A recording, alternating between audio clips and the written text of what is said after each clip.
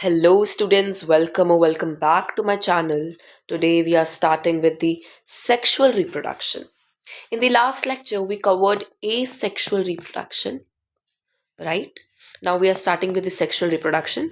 In this video, we'll starting with the introduction of sexual reproduction plus sexual reproduction in flowering plants, or you can say angiosperms. Okay, so let's get straight into the video. हमने पहले पढ़ा था कि जो sexual reproduction है introduction के time में sexual reproduction में दो पेरेंट्स इन्वॉल्व होते हैं, राइट? दो पेरेंट्स, मेल पेरेंट भी और फीमेल पेरेंट भी, मींस दो सेक्सेस का इन्वॉल्वमेंट होता है सेक्सुअल रिप्रोडक्शन में। और यहाँ पर गैमीट्स भी फॉर्म होते हैं, गैमीट्स फॉर्म होते हैं, उसके साथ फिर फर्टिलाइजेशन भी होता है जहाँ पर गैमीट्स फ्यूज करते हैं, right? So in sexual reproduction दो पेरेंट्स इन्वॉल्व होंगे, दो sexes, male parent female parent, gametes form होंगे और गैमीट्स के फ्यूजन से फर्टिलाइजेशन अक्कर होगा। और साथ ही साथ हमने ये भी पढ़ा जो सेक्सुअल मोड ऑफ रिप्रोडक्शन है इसके अंदर जो वेरिएशंस आती हैं, मतलब ऑफस्प्रिंग्स में जो डिफरेंसेस है पेरेंट्स से, वो एज कंपेरेटिवली ज़्यादा होते हैं असेक्सुअल रिप्रोडक्शन के। असेक्सुअल रिप्रोडक्शन में भी वेरिएशंस आती हैं बट स्टिल इतनी ड्रास्टिक नहीं होती, but sexual mode of reproduction में ज़्यादा वेरिएशंस आती हैं। सो हमारी एनसीईआरटी बोलती है कि जो डीएनए कॉपिंग का मैकेनिज्म है इसके अंदर एक्यूरेट तो ये कभी हो नहीं सकता, इसके अंदर हर बार कुछ एरर्स आते हैं, एरर्स की वजह से वेरिएशंस आ जाते हैं। ये तो हमें क्लियर था जब हमने इंट्रोडक्शन किया था। फिर हमारी एनसीईआरटी कहती है कि इंडिविजुअल प्रोटेक्ट नहीं किया जा सकता वेरिएशन से। इस बात का क्या मतलब है? मतलब अगर सपोज करते हैं, जैसे कि हमने इंट्रोडक्शन में भी एक एग्जांपल लिया था, अगर कोई पोंड है, राइट, और उसके अंदर कुछ बैक्टीरियाज है, तो ये बैक्टीरियाज रेजिस्ट कर सकते हैं 50 डिग्री सेल्सियस को।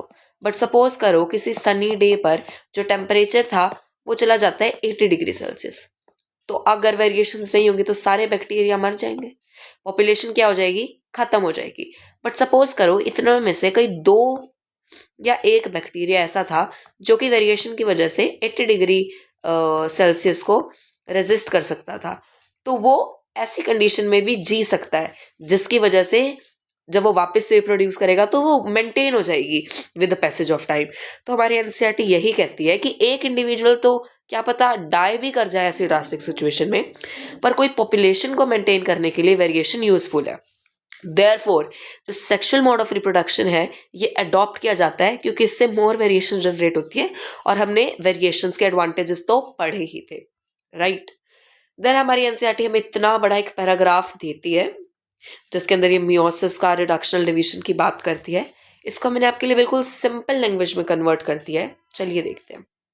सबसे पहले अगर हम सेक्सुअल रिप्रोडक्शन इन फ्लावर्स या फिर एंजियोस्पर्म्स की बात करें, फ्लावरिंग प्लांट्स, या फिर ह्यूमंस की बात करें, या फिर हम कहीं किसी भी और ऑर्गेनिज्म की बात करें जहां सेक्सुअल रिप्रोडक्शन हो रहा है, वहां पर जो इतना प्रोसेस होता है that is same, this is common for sexual reproduction irrespective of plants और ह्यूमंस।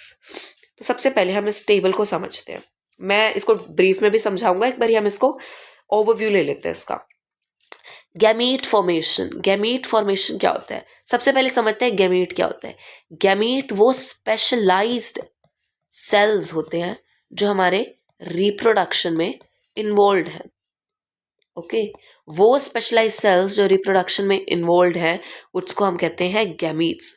और गैमीट्स मेल गैमीट्स भी होंगे और फीमेल भी, क्योंकि जो मेल के गैमीट्स रिप्रोडक्शन में इन्वॉल्व हैं वो मेल गैमीट्स, फीमेल के जो you can say specialize cells included है रिप्रोडक्शन में दैट आर फीमेल गैमीट्स। हमारी एनसीईआरटी कभी कभी गैमीट फॉर्मेशन की जगह जर्म सेल्स को भी यूज करेगा। हालांकि हम हायर स्टैंडर्ड में पढ़ेंगे कि जो जर्म सेल्स होते हैं they are different from gametes, but 10th के लेवल के हिसाब से आप एज्यूम कर सकते हो कि गैमीट फॉर्मेशन या फिर गैमीट और जो हमारा जर्म सेल्स हैं दे आर सेम, ओके? सो जो गैमीट हैं यही वो स्पेशलाइज सेल्स हैं जो कि रिप्रोडक्शन में पार्टिसिपेट करेंगे। फिर गैमीट का ट्रांसफर, गैमीट का ट्रांसफर जो कि हम देख सकते हैं, गैमीट ट्रांसफर प्लांट्स में कैसे होता है? पॉलिनेशन से। मतलब कि जो मेल गैमीट था एंथर, वो फीमेल गैमीट के पर मतलब स्टिक करेगा, दैट इज स्टिग्मा। जिससे कि गैमीट का ट्रांसफर हुआ, मतलब मेल गैमीट एंथर में जो पॉलन थे वो स्टिग्मा पर आए और फिर वो ओवरी में चले जाएंगे। ओवरी क्या था हमारा यहाँ पर, this was female gamete, ovary, ओवा, ओवम, राइट। तो अब गैमीट बने, गैमीट ट्रांसफर हुआ मेल से फीमेल में। ह्यूमंस में सेक्सुअल इंटरकोर्स होता है, जबकि जो मेल होता है वो इजैकुलेट करता है अपने स्पर्म सेल्स को फीमेल बॉडी में, वहां पर गैमीट का ट्रांसफर हो जाता है। जब मेल गैमीट फीमेल गैमीट के पास पहुंच गया तब ये फ्यूज करेंगे।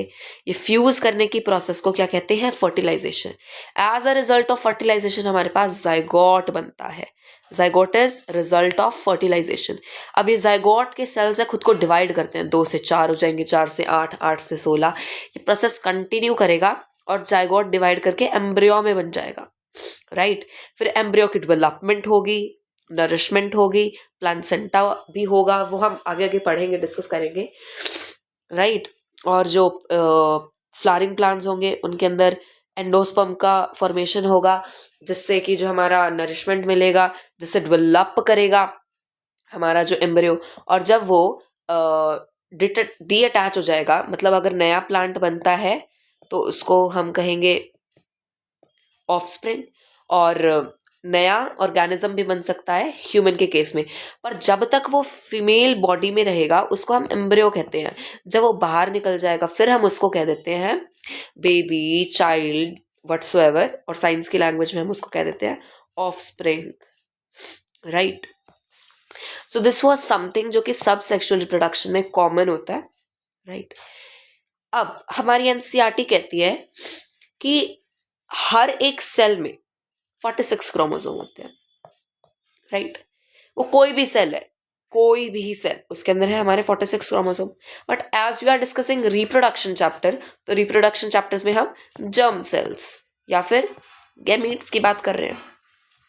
तो जो मेल गैमीट है दैट इज स्पर्म, स्पर्मोटाइल होता है, मतलब मूवमेंट कर सकता है उसकी टेल की मदद से। और ये है हमारा राउंड स्ट्रक्चर जिसको हम क्या कहते हैं, ओवा, ओवरी, राइट, एग। तो ये भी एक तरीके से स्पेशलाइज सेल्स ही हैं, तो ये भी सेल्स है, तो इनके अंदर भी 46 क्रोमोसोम थे। आप सपोज करो जब ये दोनों गैमीट ट्रांसफर होंगे और एक नया जो होगा हमारे पास गैमीट बनेगा, और उस नए गैमीट को हम क्या कहेंगे, जाइगोट कहेंगे। तो अगर ये 46 और 46 क्रोमोसोम मिल जाते हैं, राइट, तो हमारे पास कितने आ जाएंगे, 92 क्रोमोसोम। अब जब ये 92 क्रोमोसोम के साथ फ्यूज करेगा एक और, लाइक ये 92 स्पर्म था और ये 92 क्रोमोसोम का एक एग था, ये फ्यूज करेंगे तो 2 2 4 9 और 9 18, 184 क्रोमोसोम्स बनेंगे। तो ये मल्टीप्लाई अगर ऐसा होता रहेगा तो एक तो इनफर्टिलिटी आ सकती है, इनफर्टिलिटी आ गई तो मतलब रिप्रोडक्शन की कैपेबिलिटी गई, रिप्रोड्यूस नहीं कर सकता ऑर्गेनिज्म। अब इनफर्टिलिटी की वजह से फिर एक्सटिंक्ट हो जाएंगी हमारी जो स्पीशीज होगी। तो इस सब को रेस्क्यू करने के लिए हमारे पास मिलती है मियोसिस। हमारे पास 2 तरह का सेल डिवीजन होता है, एक होता है माइटोसिस, राइट, एक होता है मियोसिस। अब जो हमारा मियोसिस होता है ये रिडक्शनल डिवीजन है, मतलब जो यहाँ पे क्रोमोसोम नंबर था इसको हाफ करेगा, 46 से 23, 46 से 23, राइट। जब तक ये फ्यूज नहीं करेंगे, इनके फ्यूज करने से पहले, ठीक है, जाइगोट बनने से पहले ये हाफ करेगा अपने नंबर को, ये 23 हो जाएंगे, ठीक है। जब ये 23 हो जाएंगे, जब ये फ्यूज करेंगे तो जो हमारा नया सेल होगा वो 46 क्रोमोसोम बनाएगा, राइट। फिर ये जब 46 क्रोमोसोम के एक दूसरे गैमीट के साथ इंटरेक्ट करके नया बनाएगा, उससे पहले ये मियोसिस करेगा, मियोसिस में फिर ये दोबारा रिडक्शनल डिवीजन करेगा, फिर ये अपने नंबर को हाफ करके 23 करेगा, देन अगेन एक नया इंडिविजुअल बनेगा जो 46 क्रोमोसोम का होगा। तो इससे फर्टिलिटी इंश्योर होती है, डेवलपमेंट इंश्योर होती है, और अगर ये नहीं होगा मियोसिस तो स्पीशीज होंगी वो इंडेंजर या एक्सटिंक्ट या फिर खत्म हो सकती है, ठीक है। तो रिप्रोडक्शन में इसका बहुत अहम रोल प्ले करता है। ओके, सो आई होप कि आपको जो बेसिक था सेक्सुअल रिप्रोडक्शन का वो क्लियर हो गया होगा। अब हम शुरू करते हैं sexual reproduction in angiosperms. Angiosperms हम फ्लावरिंग प्लांट्स को बोलते हैं, राइट। तो ये एक हमारा टिपिकल फ्लावर है और ये हमारे पास हिबिस्कस का एक फ्लावर है, और हिबिस्कस इज बाइसेक्सुअल, मतलब इसके अंदर मेल भी है और इसके अंदर फीमेल भी है। पहले हम इसके सब एक ओवरव्यू ले लेते हैं, देन हम इसके पार्ट्स को डिस्कस करेंगे। देखिए, ये होता है एंथर, और जो एंथर को होल्ड करके रखता है उसको हम कहते हैं फिलामेंट। एंथर के अंदर हमारे पॉलन ग्रेन्स बनते हैं, राइट। और पॉलन क्या है? पॉलन कैरी करता है मेल के जर्म सेल्स को, राइट। तो एंथर के अंदर पॉलन ग्रेन्स हैं जो कैरी कर रहे हैं मेल जर्म सेल्स को। फिलामेंट वो है जो कि स्टॉक करके रख रहा है, मतलब होल्ड कर रहा है, बियर कर रहा है एंथर को, और ये मिलके बना देते हैं स्टेमन, जो कि है हमारा मेल रिप्रोडक्टिव पार्ट।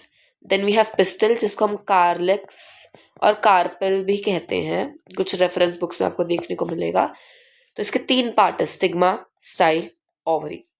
स्टिग्मा वो स्टिकी पोर्शन या टर्मिनल है हमारे फ्लावर का, जहां पर जो पॉलन ग्रेन्स होंगे एंथर से वो यहाँ पर स्टिक करेंगे।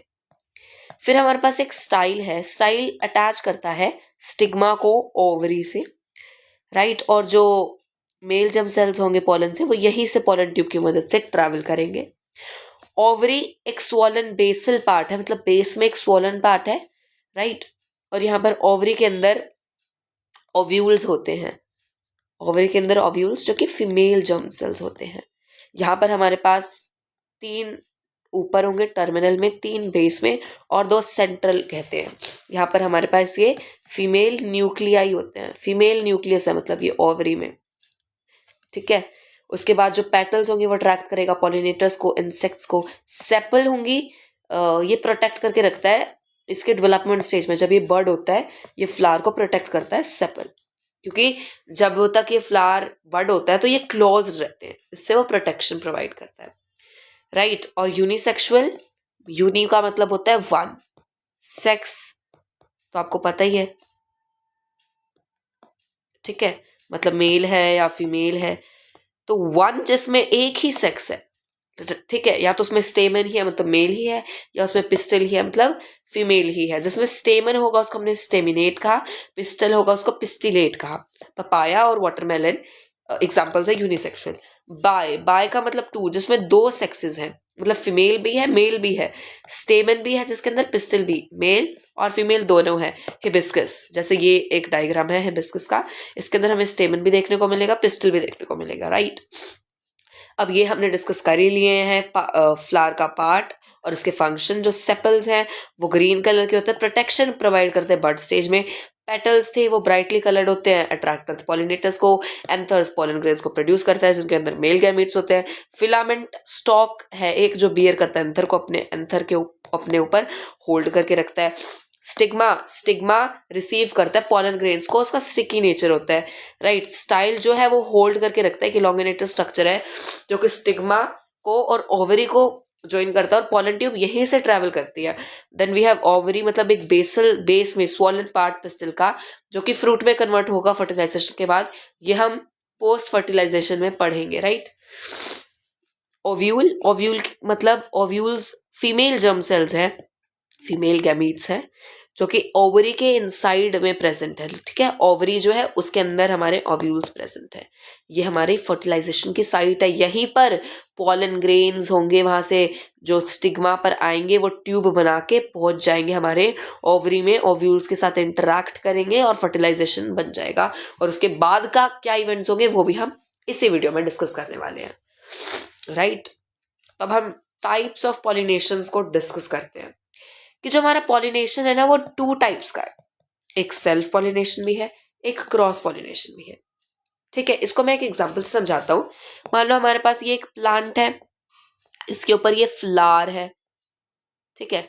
और सपोज करो जो पॉलन ग्रेन है वो एंथर से स्टिग्मा में, या तो सेम फ्लावर में या फिर एंथर से स्टिग्मा में सेम प्लांट के किसी दूसरे फ्लावर पे जब जाकर चिपक जाएंगे, मतलब प्लांट तो एक ही है, या तो उसके एक फ्लावर से खुद मतलब उसी फ्लावर के स्टिग्मा पर जाए, या किसी एक फ्लावर से उसी प्लांट के, प्लांट वही रहेगा पर दूसरे फ्लावर पे जाए, मतलब वो सेल्फ पॉलिनेशन कहलाएगा।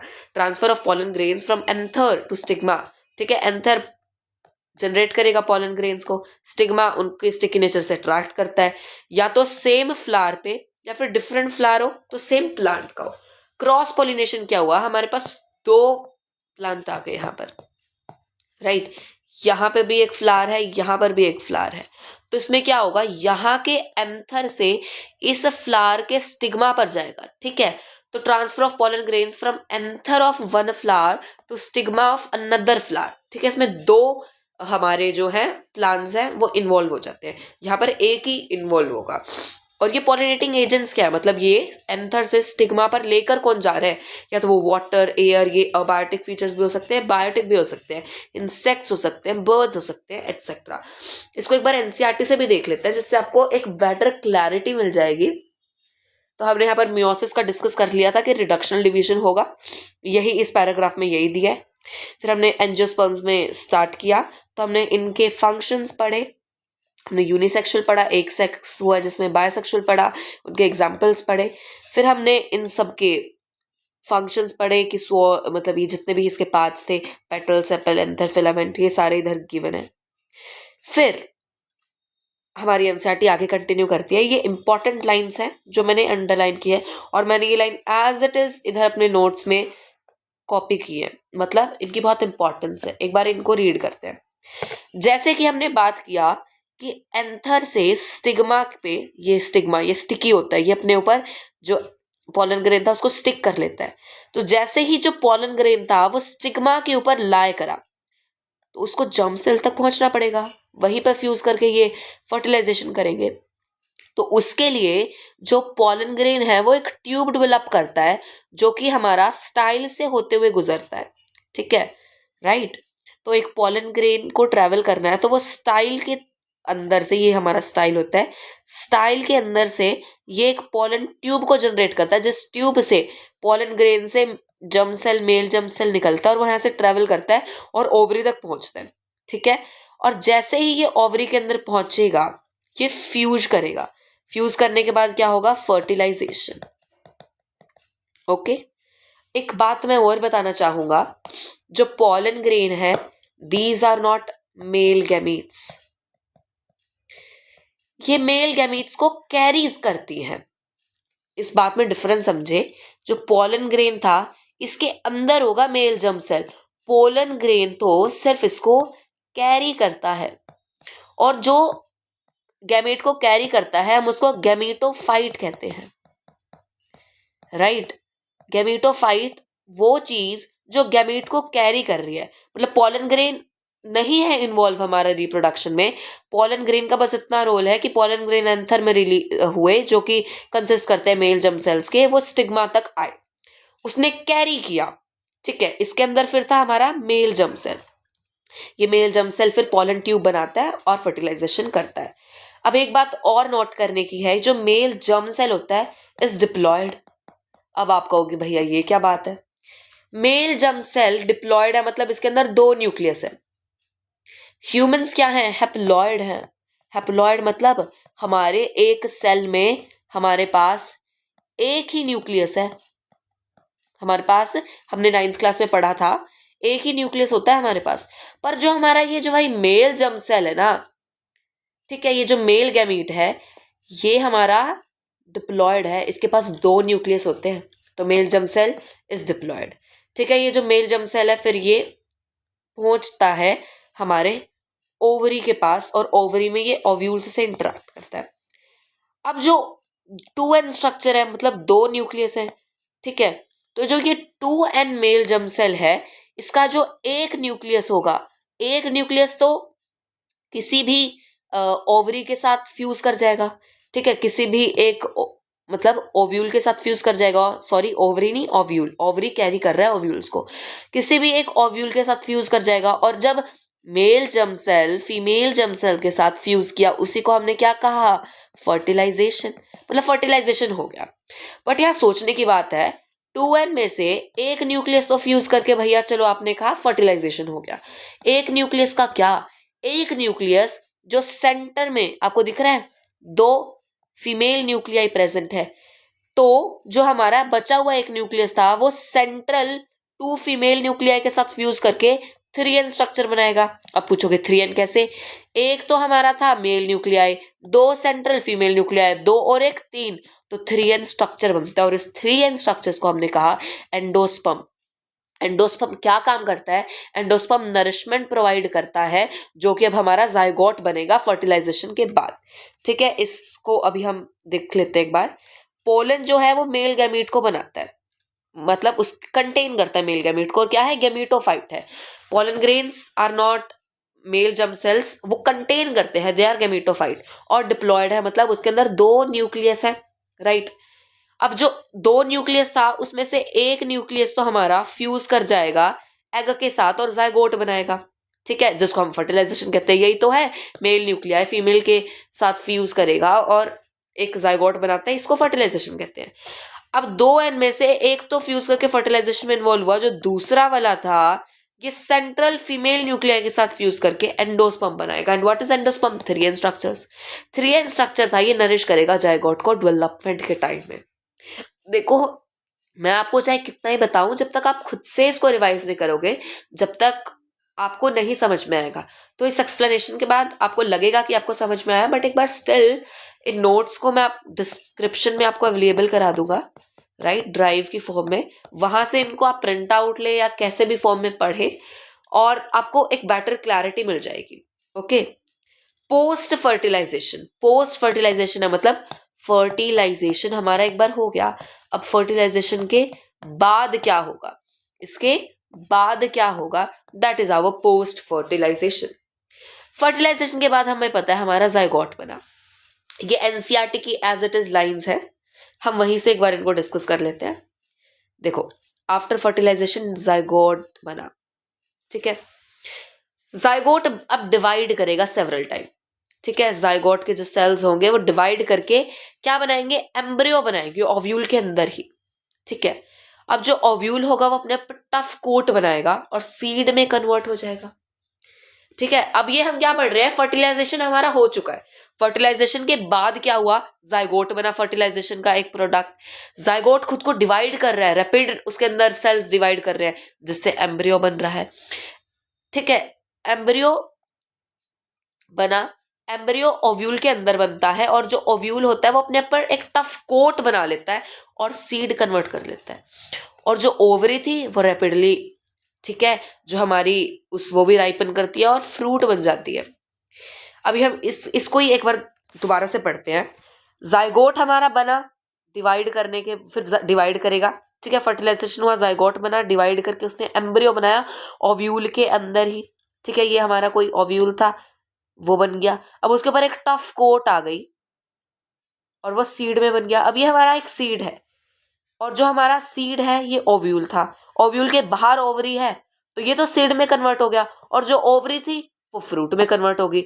और आप देखते हैं जब आप फ्रूट को खाते हैं तो आपको फ्रूट के अंदर ही सीड मिलता है ना, तो ओवरी के अंदर ओव्यूल था, ओव्यूल सीड में कन्वर्ट होगा, ओवरी फ्रूट में कन्वर्ट हो गई। इस बात को याद रखना है। आफ्टर फर्टिलाइजेशन जाइगोट फॉर्म होता है, जाइगोट डिवाइड करता है एम्ब्रियो बनाने के लिए, और ओव्यूल, जो एम्ब्रियो होता है वो ओव्यूल के अंदर ही बनता है, और जो ओव्यूल है वो टफ कोट को बनाता है अपने ऊपर, जो सीड में बन जाता है, ठीक है। ओव्यूल्स ओवरी के अंदर होते हैं, तो ओव्यूल बना हमारा सीड, तो ओवरी राइपन करके बन जाएगी फ्रूट।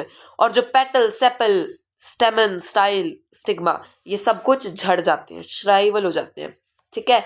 इनका सिर्फ इतना ही काम था पहले तक। फर्टिलाइजेशन के बाद फ्रूट बना, नो, इनका कोई काम नहीं है। अलविदा, बाय बाय, टाटा, ठीक है।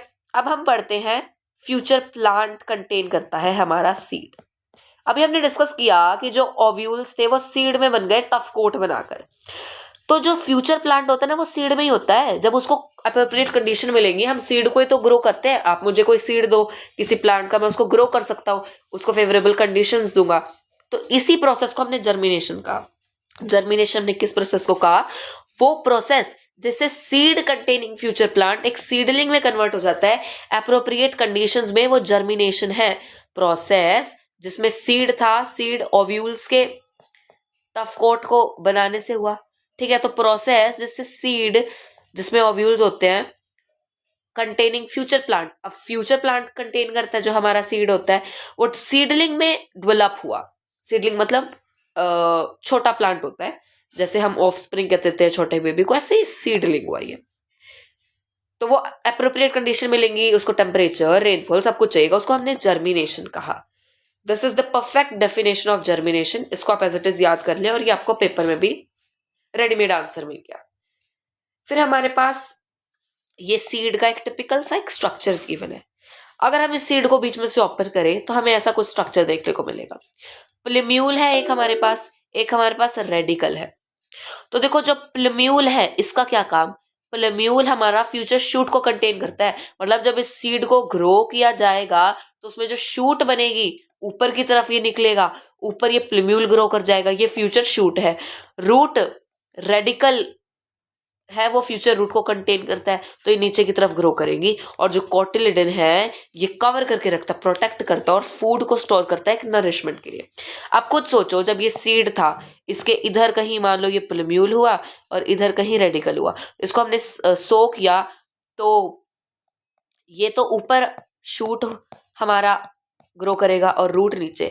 अगर आप इसको उल्टा ग्रो करोगे, कुछ बच्चे क्वेश्चन पूछेंगे कि अगर इसको उल्टा ग्रो कर दिया तो क्या ऊपर रूट्स आ जाएंगे, तो बेटा ऐसा नहीं होगा। ऐसा क्यों नहीं होगा, हमने कंट्रोल एंड कोऑर्डिनेशन में पढ़ा जो शूट्स है देयर आर नेगेटिव जियोट्रॉपिज्म, मतलब वो धरती से दूर जाएंगी, और रूट्स है वो हमारी धरती के पास आएंगी। तो ठीक है, हमारा वो जियोट्रॉपिज्म भी यहाँ पर एक्ट करेगा। वो इतनी डिटेल में भी हमें जाने की जरूरत नहीं है, ये बस एक टिपिकल सा स्ट्रक्चर था, ऊपर प्लूम्यूल नीचे रेडिकल कोटिलिडन।